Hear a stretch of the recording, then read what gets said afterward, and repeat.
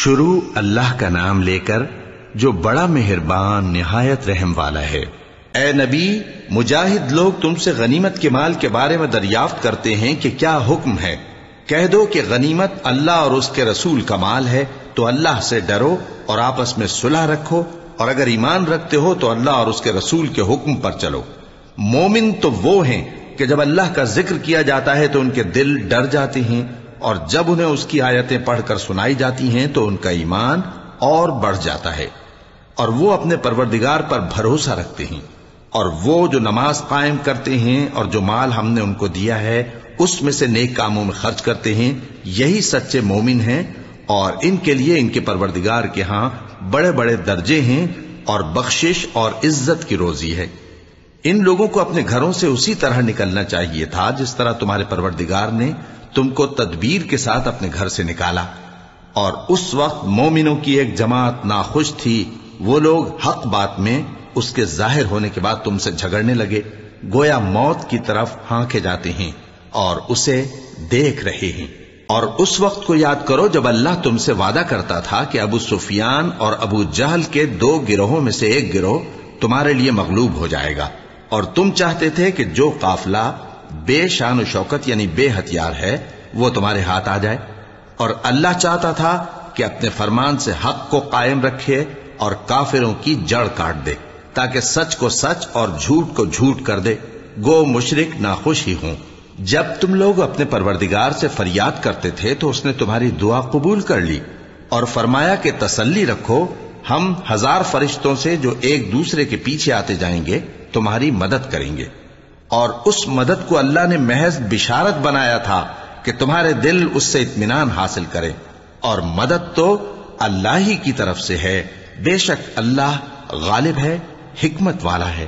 جب اس نے تمہاری تسکین کے لیے اپنی طرف سے تمہیں نیند کی چادر اڑھا دی اور تم پر آسمان سے پانی برسا دیا تاکہ تم کو اس سے نہلا کر پاک کر دے اور شیطانی نجاست کو تم سے دور کر دے،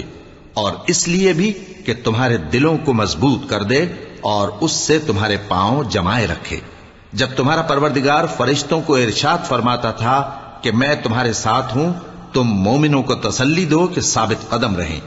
میں ابھی کافروں کے دلوں میں روب و ہیبت ڈالے دیتا ہوں، سو ان کی گردنیں اڑا دو اور ان کی پور پور توڑ دو۔ یہ سزا اس لیے دی گئی کہ انہوں نے اللہ اور اس کے رسول کی مخالفت کی، اور جو شخص اللہ اور اس کے رسول کی مخالفت کرتا ہے تو اللہ بھی سخت عذاب دینے والا ہے۔ یہ مزہ تو یہاں چکھو، اور یہ سمجھ لو کہ کافروں کے لیے آخرت میں دوزخ کا عذاب بھی تیار ہے۔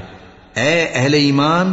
جب میدان جنگ میں کفار سے تمہارا مقابلہ ہو تو ان سے پیٹھ نہ پھیرنا، اور جو شخص جنگ کے روز اس صورت کے سوا کہ لڑائی کے لیے کنارے کنارے چلے، یعنی حکمت عملی سے دشمن کو مارے یا اپنی فوج میں جا ملنا چاہے،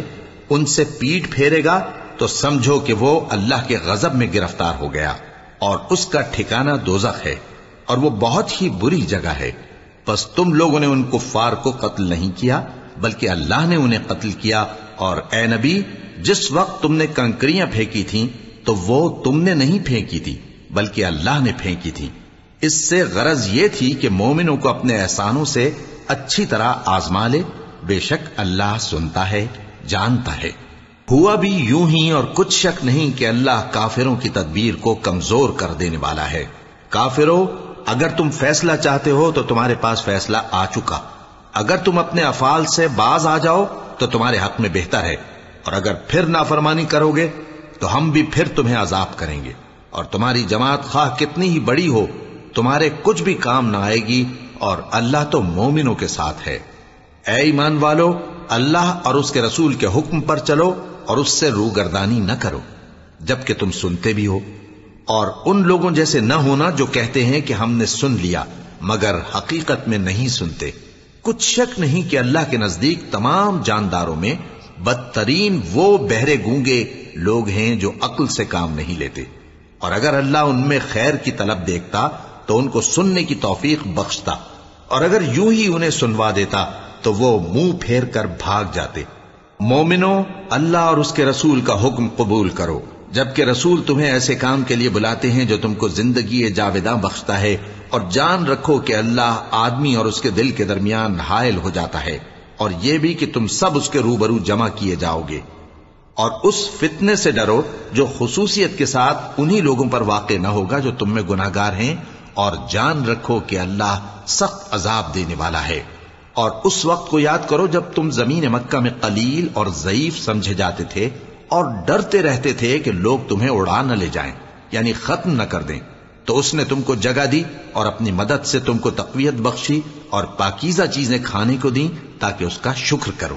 اے ایمان والو، نہ تو اللہ اور رسول سے خیانت کرو اور نہ اپنی امانتوں میں خیانت کرو، اور تم ان باتوں کو جانتے ہو. اور جان رکھو کہ تمہارا مال اور اولاد بڑی آزمائش ہے، اور یہ کہ اللہ کے پاس نیکیوں کا بڑا ثواب ہے. مومنو، اگر تم اللہ سے ڈرو گے تو وہ تمہارے لیے حق و باطل کا فرق ظاہر کر دے گا اور تمہارے گناہ مٹا دے گا اور تمہیں بخش دے گا، اور اللہ بڑے فضل والا ہے. اور اس وقت کو یاد کرو جب کافر لوگ تمہارے بارے میں چال چل رہے تھے کہ تم کو قید کر دیں یا جان سے مار دیں یا وطن سے نکال دیں. تو ادھر تو وہ چال چل رہے تھے اور ادھر اللہ تدبیر کر رہا تھا، اور اللہ بہترین تدبیر کرنے والا ہے. اور جب ان کو ہماری آیتیں پڑھ کر سنائی جاتی ہیں تو کہتے ہیں یہ کلام ہم نے سن لیا ہے، اگر ہم چاہیں تو اسی طرح کا کلام ہم بھی کہہ دیں. اور یہ ہے ہی کیا، صرف اگلے لوگوں کی حکایتیں ہیں. اور جب انہوں نے کہا کہ اے اللہ، اگر یہ قرآن تیری طرف سے برحق ہے تو ہم پر آسمان سے پتھر برسا یا کوئی اور تکلیف دینے والا عذاب بھیج دے. اور اللہ ایسا نہ تھا کہ جب تک اے پیغمبر تم ان میں تھے انہیں عذاب دیتا، اور نہ ایسا ہے کہ وہ تو بخشش مانگیں اور اللہ انہیں عذاب دے. اور اب ان کے لیے کون سی وجہ ہے کہ وہ انہیں عذاب نہ دے، جبکہ وہ مسجد حرام میں نماز پڑھنے سے روکتے ہیں، جبکہ وہ اس مسجد کے متولی بھی نہیں ہیں.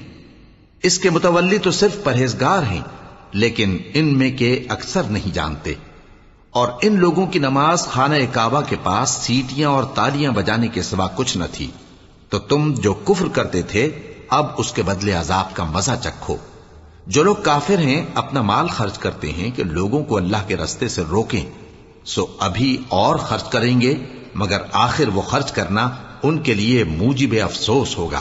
اور وہ مغلوب ہو جائیں گے. اور کافر لوگ دوزخ کی طرف ہانکے جائیں گے تاکہ اللہ پاک سے ناپاک کو الگ کر دے اور ناپاک کو ایک دوسرے پر رکھ کر ایک ڈھیر بنا دے، پھر اس کو دوزخ میں ڈال دے. یہی لوگ خسارہ پانے والے ہیں. اے پیغمبر، کفار سے کہہ دو کہ اگر وہ اپنے افعال سے باز آ جائیں تو جو ہو چکا وہ انہیں معاف کر دیا جائے گا، اور اگر پھر وہی حرکات کرنے لگیں گے تو اگلے لوگوں کا جو طریقہ جاری ہو چکا ہے وہی ان کے حق میں بھی برتا جائے گا. اور ان لوگوں سے لڑتے رہو یہاں تک کہ فتنہ یعنی کفر کا فساد باقی نہ رہے اور دین سب اللہ ہی کا ہو جائے. اور اگر وہ باز آ جائیں تو اللہ ان کے کاموں کو دیکھ رہا ہے، اور اگر روگردانی کریں تو جان رکھو کہ اللہ تمہارا حمایتی ہے اور وہ خوب حمایتی اور خوب مددگار ہے. اور جان رکھو کہ جو مال غنیمت تم کفار سے حاصل کرو اس میں سے 5واں حصہ اللہ کا اور اس کے رسول کا اور اہل قرابت اور یتیموں کا اور محتاجوں کا اور مسافروں کا ہے. اگر تم اللہ پر اور اس نصرت پر ایمان رکھتے ہو جو حق و باطل میں فرق کرنے کے دن یعنی جنگ بدر میں جس دن دونوں فوجوں میں مٹ بھیڑ ہو گئی تھی، ہم نے اپنے محبوب بندے محمد صلی اللہ علیہ وآلہ وسلم پر نازل فرمائی، اور اللہ ہر چیز پر قادر ہے. جس وقت تم مدینے سے قریب کے ناکے پر تھے اور کافر دور کے ناکے پر، اور قافلہ تم سے نیچے اتر گیا تھا، اور اگر تم جنگ کے لیے آپس میں قرارداد کر لیتے تو وقت معین پر جمع ہونے میں تقدیم و تاخیر ہو جاتی، لیکن اللہ کو منظور تھا کہ جو کام ہو کر رہنے والا تھا اسے کر ہی ڈالے، تاکہ جو مرے بصیرت پر یعنی یقین جان کر مرے، اور جو جیتا رہے وہ بھی بصیرت پر یعنی حق پہچان کر جیتا رہے. اور کچھ شک نہیں کہ اللہ سنتا ہے، جانتا ہے. اس وقت اللہ نے تمہیں خواب میں کافروں کو تھوڑی تعداد میں دکھایا تھا، اور اگر بہت کر کے دکھاتا تو تم لوگ جی چھوڑ دیتے اور جو کام درپیش تھا اس میں جھگڑنے لگتے، لیکن اللہ نے تمہیں اس سے بچا لیا. بے شک وہ سینوں کی باتوں تک سے واقف ہے. اور اس وقت جب تم ایک دوسرے کے مقابل ہوئے تو کافروں کو تمہاری نظروں میں تھوڑا کر کے دکھاتا تھا اور تم کو ان کی نگاہوں میں تھوڑا کر کے دکھاتا تھا، تاکہ اللہ کو جو کام کرنا منظور تھا اسے کر ڈالے. اور سب کاموں کا رجوع اللہ ہی کی طرف ہے۔ مومنو، جب کفار کی کسی جماعت سے تمہارا مقابلہ ہو تو ثابت قدم رہو اور اللہ کو بہت بہت یاد کرو تاکہ مراد حاصل کر لو، اور اللہ اور اس کے رسول کے حکم پر چلو، اور آپس میں جھگڑا نہ کرنا کہ ایسا کرو گے تو تم بزدل ہو جاؤ گے اور تمہاری ہوا اکھڑ جائے گی، اور صبر سے کام لو کہ اللہ صبر کرنے والوں کا مددگار ہے۔ اور ان لوگوں جیسے نہ ہونا جو اتراتے ہوئے یعنی حق کا مقابلہ کرنے کے لیے اور لوگوں کو دکھانے کے لیے گھروں سے نکل آئے اور لوگوں کو اللہ کی راہ سے روکتے ہیں، اور جو اعمال یہ کرتے ہیں اللہ ان کا احاطہ کیے ہوئے ہے۔ اور جب شیطان نے ان کے اعمال ان کو آراستہ کر دکھائے اور کہا کہ آج کے دن لوگوں میں سے کوئی تم پر غالب نہ ہوگا اور میں تمہارا رفیق ہوں، لیکن جب دونوں فوجیں ایک دوسرے کے مقابل صف آرا ہوئیں تو پسپا ہو کر چل دیا اور کہنے لگا کہ مجھے تم سے کوئی واسطہ نہیں، میں تو ایسی چیزیں دیکھ رہا ہوں جو تم نہیں دیکھ سکتے، مجھے تو اللہ سے ڈر لگتا ہے اور اللہ سخت عذاب کرنے والا ہے۔ اس وقت منافق اور کافر جن کے دلوں میں بیماری تھی کہتے تھے کہ ان لوگوں کو ان کے دین نے مغرور کر رکھا ہے، اور جو شخص اللہ پر بھروسہ رکھتا ہے تو اللہ غالب ہے، حکمت والا ہے۔ اور کاش تم اس وقت کی کیفیت دیکھو جب فرشتے کافروں کی جانیں نکالتے ہیں کہ ان کے چہروں اور پیٹھوں پر مارتے جاتے ہیں اور کہتے ہیں اب آگ کے عذاب کا مزہ چکھو، یہ ان اعمال کی سزا ہے جو تمہارے ہاتھوں نے آگے بھیجے ہیں۔ اور یہ جان رکھو کہ اللہ بندوں پر ظلم نہیں کرتا، جیسا حال فرعونیوں اور ان سے پہلے لوگوں کا ہوا تھا ویسا ہی ان کا ہوا کہ انہوں نے اللہ کی آیتوں سے کفر کیا تو اللہ نے ان کے گناہوں کی سزا میں ان کو پکڑ لیا۔ بے شک اللہ زبردست ہے، سخت عذاب دینے والا ہے۔ یہ اس لیے کہ جو نعمت اللہ کسی قوم کو دیا کرتا ہے جب تک وہ خود اپنے دلوں کی حالت نہ بدل ڈالیں اللہ اسے نہیں بدلا کرتا، اور اس لیے کہ اللہ سنتا جانتا ہے۔ جیسا حال فرعونیوں اور ان سے پہلے لوگوں کا ہوا تھا ویسا ہی ان کا ہوا۔ انہوں نے اپنے پروردگار کی آیتوں کو جھٹلایا تو ہم نے ان کو ان کے گناہوں کے سبب ہلاک کر ڈالا اور فرعونیوں کو ڈبو دیا، اور وہ سب ظالم تھے۔ جانداروں میں سب سے بدتر اللہ کے نزدیک وہ لوگ ہیں جو کافر ہیں، سو وہ ایمان نہیں لاتے۔ جن لوگوں سے تم نے صلح کا عہد کیا ہے پھر وہ ہر بار اپنے عہد کو توڑ ڈالتے ہیں اور اللہ سے نہیں ڈرتے،